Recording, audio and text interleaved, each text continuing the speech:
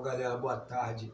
Eu me chamo Roberto Firmino, idealizador, presidente e instrutor do projeto Batuque Verde Rosa Social.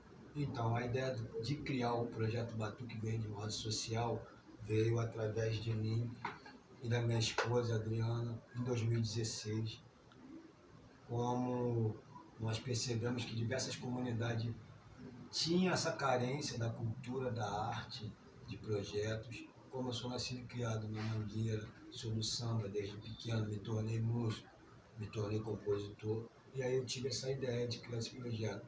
Porém, não tivemos ajuda financeira governamental, nem de empresas, e é tudo sem fins lucrativos, tudo com amigos que apoiam nós, que são nossos voluntários, que vêm dar uma aula, ajudam